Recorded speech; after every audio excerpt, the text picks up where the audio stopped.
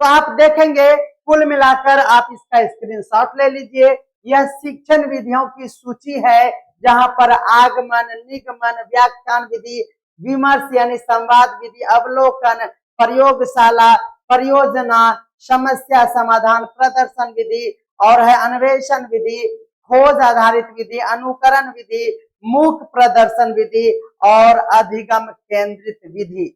ये विधियां आपको बेहतरीन तरीके से बिना कोई कंफ्यूजन का याद करना होगा और एक दूसरे को कंपेयर करके भी पढ़ना होगा। तो हम यहाँ पर कंपेयर करके भी पढ़ेंगे, आप हमारे साथ बने। चलिए, तो दूसरा विधि अब हम लोग पढ़ेंगे बेहतरीन तरीके से। दूसरा मेथड निगमन विधि, समझ में आ रहा है? निगमन हम तो यही कहेंगे कि इसको पढ़ के क्या करेंगे, यह आगमन का क्या है, अपोजिट है, आगमन का विपरार्थक है। यानी निगमन आगमन का क्या है, बोलिए? तो ध्यान में रखना है, आगमन का एकदम उल्टा खोपड़ी है, बिल्कुल ध्यान में आपको रहना है। चलिए, तो ध्यान में लीजिए क्या रखना है, अब जल्दी से बताइएगा। तो निगमन विधि यानी डिडक्टिव, आगमन मतलब इंडक्टिव, बिल्कुल भूलना नहीं है इंग्लिश को। यानी इसमें उसका जस्ट उल्टा होगा, पहले नियम सिद्धांत को बताकर बाद में उदाहरण पेश करेगा। हम ज्यादा इसमें नहीं बोलेंगे, कोई दिक्कत है? कुछ भी नहीं बोलेंगे, ध्यान में रखना है। यहाँ पर विशिष्ट से सामान्य नहीं, बल्कि पहले सामान्य फिर विशिष्ट हो। जैसे हमारे पास कोई मेरा रूम पार्टनर आते हैं, ठीक है, जब हम लोग रूम में रहते हैं तो हमारे पास एक रूममेट भी आता है, उसको धीरे धीरे एडजस्ट करते हैं। पहले दिन मुंह फुल्लम फुल्ली रहा, कुछ नहीं बोला, वो भी डरे, हमारा पेन भी नहीं मांगा और दिन भर पढ़ाई डिस्टर्ब किया। शाम में 3 टका वाला पेन लाया, दोस्त बोलता है उसका पार्टनर, काहे मेरा पेन नहीं ले लिए, यहाँ पे महंगा देता है, कल ला लेते अच्छा दुकान से जाके। तब धीरे धीरे वो क्या हुआ, सामान्य से विशिष्ट होता चला गया और बाद में वो घनिष्ठ मित्र बन गया। यानी यह निगमन की बात क्या थी? तो निगमन की बात थी सामान्य से विशिष्ट की ओर, यानी जनरल से वह अब हमारा दोस्त, बोले तो स्पेसिफिक यानी स्पेशल हो गया। बाद में फिर वो स्पेशल से सामान्य हो जाएगा, मारेंगे लात चल जाएगा पाकिस्तान, तो वो अलग बात है, ध्यान में रखना है। उसके बाद गुण और दोष की अगर हम बात करें तो गुण को देख लेते हैं। यहाँ पर हम डायरेक्ट सिद्धांत बताते हैं, तो उसमें आगमन में समय बर्बाद हुआ, यहाँ पर समय बच जाएगा। विशेष रूप से व्यापक पाठ्यक्रमों के लिए हम लोग क्या करेंगे, निगमन विधि का यूज करेंगे। जब हम लोगों का व्यापक पाठ्यक्रम रहेगा, यानी जब हम लोगों का सिलेबस बहुत ज्यादा रहेगा, तो हम लोग क्या करेंगे, बकचोदी नहीं करेंगे, उदाहरण उतना नहीं देंगे, हम लोग टू द पॉइंट फटाफट फटाफट एक के बाद थ्योरी जैसे हम देते रहते हैं, लाइब्रेरी साइंस में देते हैं ना।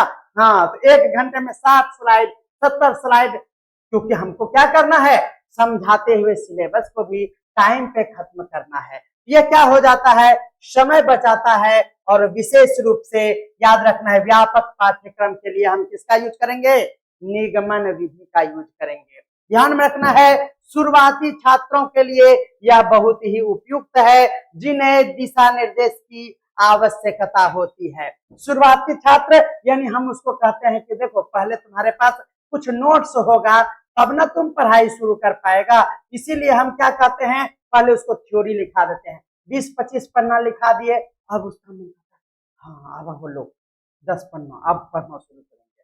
तो ध्यान में रखना है कि पहले उसको क्या करेंगे, उसको हम पहले सिद्धांत लिखा देंगे, बाद में फिर टाइम पास करेंगे, उदाहरण दे देकर उसको इलेबरेट करेंगे। तो ध्यान में रखना है, ये हो जाएगा हमारा निगमन। इसमें भी बहुत सारे दोष हैं, इसमें भी इसके चरण है, इसका चरण तोड़ देना है मार के आज। ध्यान रखना है, दोष की बात करें, गुण तो हम देख लिए, क्या गुण था इसका, गुण देख लीजिए। पहले गुण में हम जान गए कि यह समय बचाएगा, सबसे बढ़िया बात तो है कि यह समय को बचाता है, ठीक है, व्यापक पाठ्यक्रम के लिए यूज होता है और शुरुआती में जो छात्र होते हैं उसको दिशा निर्देश की आवश्यकता होती है और उसके लिए हम लोग निगमन विधि का यूज करते हैं। लेकिन इसका भी डिमेरिट देख लीजिए, नो रोज विदाउट थॉट, काटा लगा, चलो अगले बाबू कन, चलिए। दोष यानी डिमेरिट है, छात्र निष्क्रिय यानी पैसिव हो सकते हैं। सही बात है कि नहीं? हम सिद्धांत लिखा दिए, आप रट नहीं पा रहे हैं, क्या होगा? आप निष्क्रिय हो जाइएगा, कॉमा में भी जा सकते हैं। तो हो, सही बात है कि नहीं? बोले तो खाली सिद्धांत हम लिखवा देंगे, थॉर्नडाइक का सिद्धांत ये, पावलोव का सिद्धांत ये, फलना का सिद्धांत ये, चिलना का सिद्धांत ये, और हम पांव दबाने वाला जो उदाहरण देते हैं, कुतवा को कंडीशनिंग लगाओ, ये उदाहरण है। लेकिन यहाँ पर क्या है, 40 मिनट में जहां हमारा 100-200 लाइव पार होता है, पहले 100 था और घट के 1 हो जाएगा और बोलेगा गुड नाइट कमेंट में आना शुरू हो जाएगा। तो याद रखना है, निष्क्रिय हो जाता है बच्चा क्योंकि यहाँ पर सिद्धांत उसके दिमाग में कांटी ठोक रहे होते, और ये केवल रट कर ही सीख सकता है बच्चा। ये भी बहुत बड़ा गड़बड़ बात है इसमें। यह खोज और आलोचनात्मक सोच को क्या करेगा, सीमित कर देगा। Limit discovery and critical thinking का वो धज्जी उड़ा देता है। केवल नियमों पर ही ध्यान होने से गहरी समझ विकसित नहीं होगी। कॉमन सेंस आप सभी लगा सकते हैं। Common sense is the sense which is rarely found in common man. चलिए इसके स्टेप्स की बात करेंगे, चरण की बात करेंगे। तो पहले नियम और सिद्धांत को प्रस्तुत कर देते हैं, यानी प्रेजेंटेशन ऑफ रूल्स और थ्योरी को हम डाल दिए। उसके बाद समझ में आ रहा है कि हम उदाहरण देंगे, गिव एग्जांपल देंगे, और उसके बाद कहेंगे बाबू अब तुम प्रैक्टिस करो। बोलेगा ठीक है सर, और उसके बाद हम लोग उसका पुनरावलोकन करेंगे, प्रतिक्रिया लेंगे, और फिर बाद में कहेंगे बेटा गजोधर तुमको समझ में आया या नहीं आया, और बच्चा फीडबैक में कहेगा मास्टर जी डरे, बोलेगा सब समझ गए,